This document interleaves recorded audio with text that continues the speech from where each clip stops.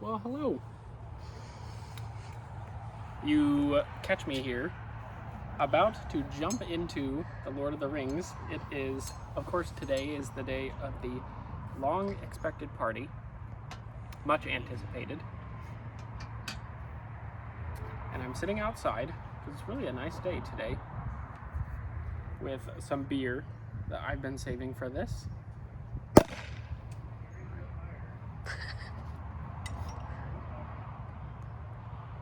So perhaps you would like to sit here, and I was trying to think of what I might read to you if you showed up. And I think I might just read a little bit from the first page. Nice little introduction, and then I of course know as soon as you leave, you'll go and pick up a copy yourself and read the whole thing, so I don't feel bad about only reading you part of it. But of course this is in this new edition, and I don't know if I've showed you this illustration, but this one here, so this is of course Hobbiton, and here's Bag End, and then also these chapter headings that I've talked about. You can see Bag End there, and then just this scroll work from Alan Lee. So there we go. So this is exciting. So I'll take drink. This Chimay is very fizzy.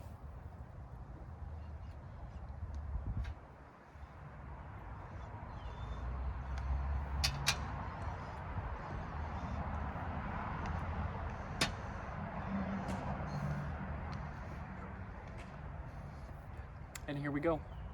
Chapter 1, A Long Expected Party. When Mr. Bilbo Baggins of Bag End announced that he would shortly be celebrating his 111st birthday with a party of special magnificence, there was much talk and excitement in Hobbiton. Bilbo was very rich and very peculiar, and had been the wonder of the Shire for 60 years, ever since his remarkable disappearance and unexpected return. The riches he had brought back from his travels had now become a local legend, and it was popularly believed that, whatever the old folk might say, that the hill at Bag End was full of tunnels stuffed with treasure. And if it was not enough for fame, there was also his prolonged vigor to marvel at. Time wore on, but it seemed to have little effect on Mr. Baggins. At 90, he was very much the same as at 50. At 99, they began to call him well-preserved, but unchanged would have been near the mark. There were some that shook their heads and thought this was too much of a good thing. It seemed unfair that anyone should possess apparently perpetual youth as well as, reputedly, inexhaustible wealth. It will have to be paid for, they said. It isn't natural, and trouble will come of it. But so far no trouble had come.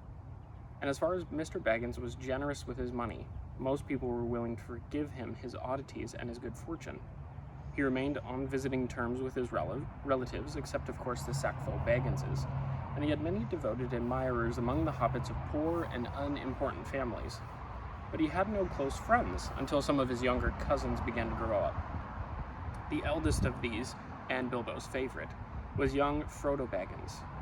When Bilbo was 99, he adopted Frodo as his heir, and brought him to live at Bag End, and the hopes of the Sackville Bagginses were finally dashed. Bilbo and Frodo happened to have the same birthday, September 22nd. "You had better come and live here, Frodo, my lad," said Bilbo one day, "and then we can celebrate our birthday parties comfortably together." At that time, Frodo was still in his tweens, as the hobbits call the irresponsible 20s between childhood and coming of age at 33.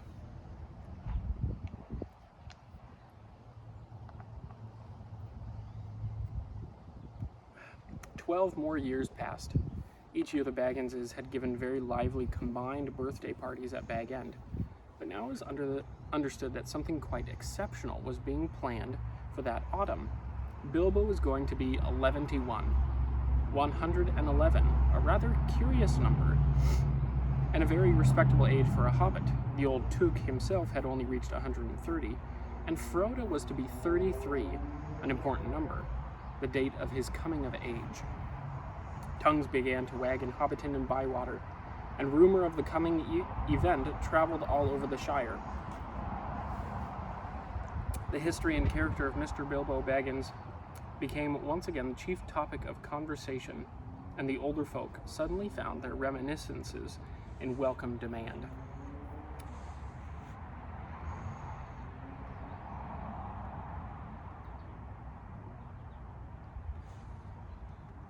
I think I might stop there. We get into some conversations between some of those older folk, and musing about the oddities of the Bagginses.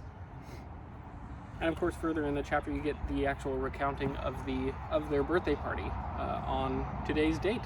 So, if you haven't already, I highly encourage you to pick up your own copy of Lord of the Rings and at least read the first chapter. And if you'd like to start, I'll be doing a full reading through of the Lord of the Rings.